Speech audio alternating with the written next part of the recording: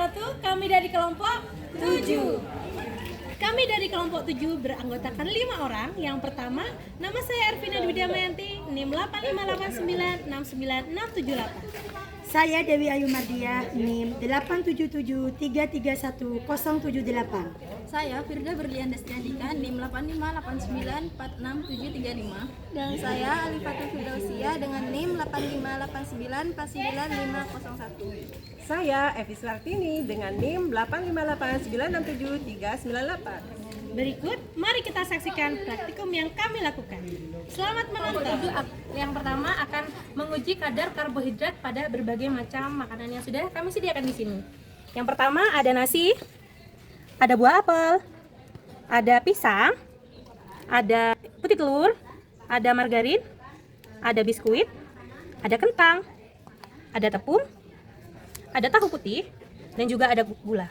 Berbagai macam makanan yang telah kita haluskan di sini akan kita uji dengan menggunakan betadine sebanyak 2 tetes. Jika berubah menjadi warna ungu, maka kadar karbohidratnya termasuk yang tinggi. Berikut, mari kita saksikan.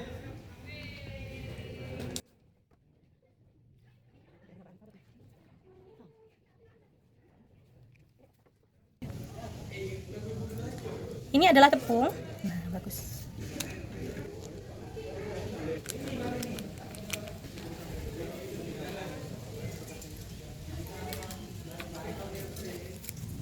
Ini adalah apel. Warnanya tetap merah ya. Ini adalah pisang.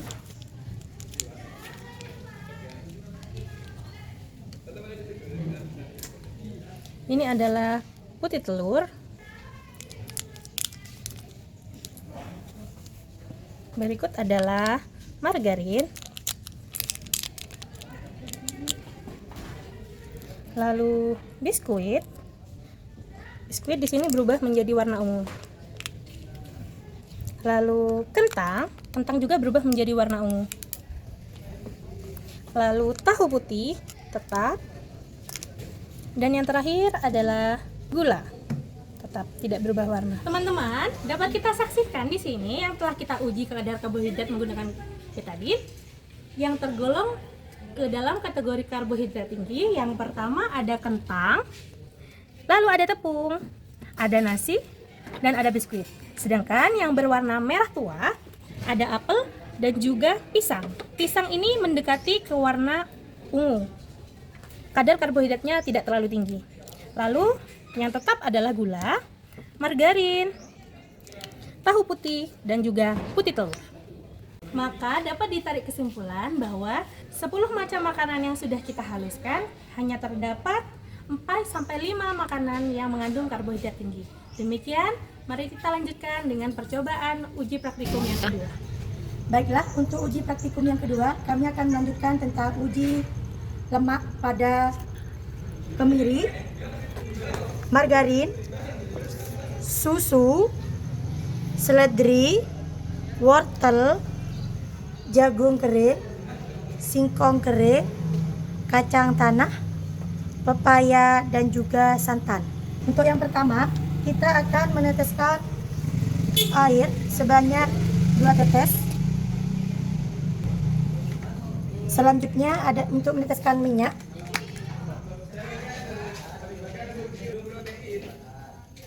Nah, selanjutnya kita ambil sedikit kemiri yang sudah dihaluskan, lalu kita usap-usap ke kertas ini. Kita tunggu sampai kering. Selanjutnya adalah margarin. Kita usap-usap. Selanjutnya susu. Kita tetesi satu susunya ya.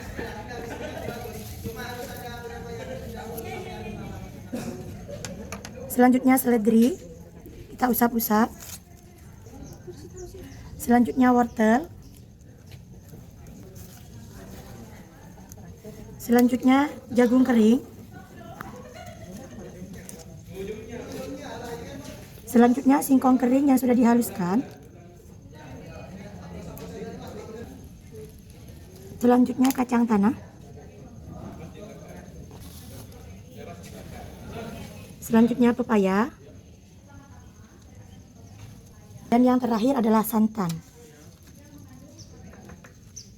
Sambil menunggu percobaan kering, kita cairkan margarin pada lilin.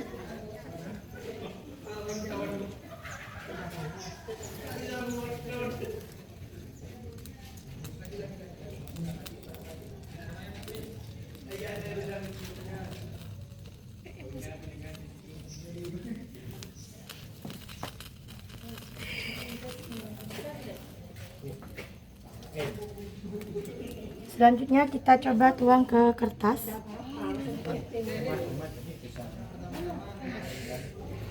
Baik, selanjutnya saya akan menarik kesimpulan dari hasil praktikum yang kedua. Di sini menggunakan temper untuk mengetahui apakah hasil praktikum ini mengandung lemak atau tidak. Yang pertama ini adalah kemiri. Ini mengandung lemak, terbukti dari bekas yang tertinggal di kertas ya. Yang kedua adalah mentega. Mentega mengandung lemak. Susu juga meninggalkan bekas, berarti susu juga mengandung lemak.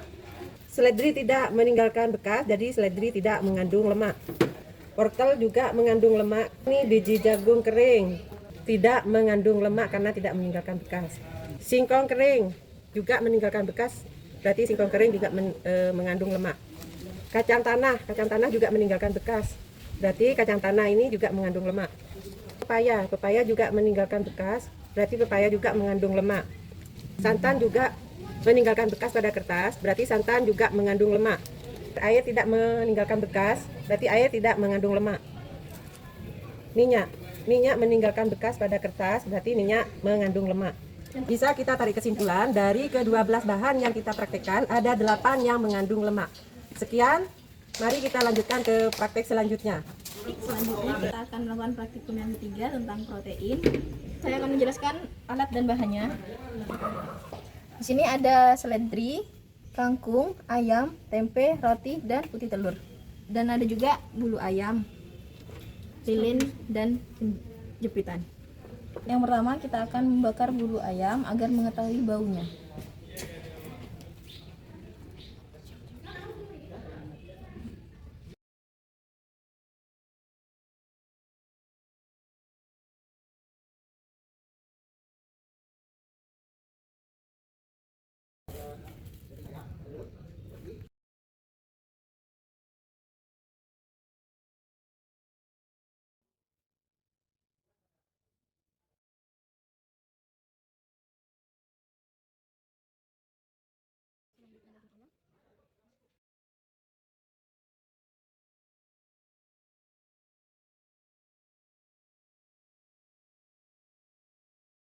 Dapat disimpulkan di sini yang aromanya sama seperti bulu ayam yang termasuk ke protein, yaitu ada tempe, daging ayam, roti, dan putih telur.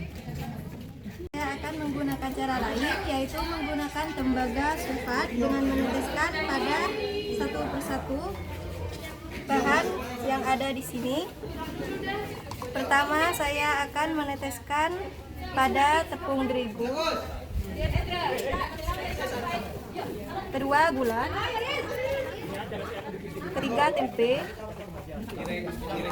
Keempat, daging ayam. Yang terakhir, roti. Selanjutnya saya akan meneteskan air kapur.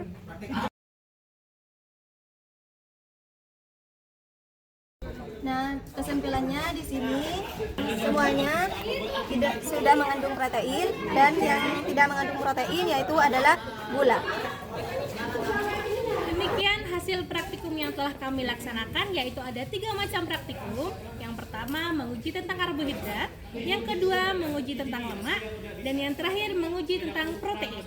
Dapat kita tarik kesimpulan bahwa menguji karbohidrat dari 10 jenis macam makanan, dapat ditarik kesimpulan bahwa hanya 5 makanan yang berubah menjadi warna ungu, yaitu makanan-makanan pokok yang sehari-hari kita makan, seperti nasi, tepung, dan lain-lainnya. Kesimpulan yang kedua yaitu dari uji lemak terdapat 8 dari 12 pengujian. Ditarik kesimpulan praktikum ketiga untuk menguji protein dengan cara dibakar, yaitu ada 4 yang termasuk protein. Dan yang menggunakan cairan tembaga sulfat dan air kapur ada 5. Jadi yang termasuk adalah keempat, dan yang tidak termasuk adalah gula. Sekian praktikum dari kelompok 7. Kurang lebihnya mohon maaf. Wassalamualaikum warahmatullahi wabarakatuh.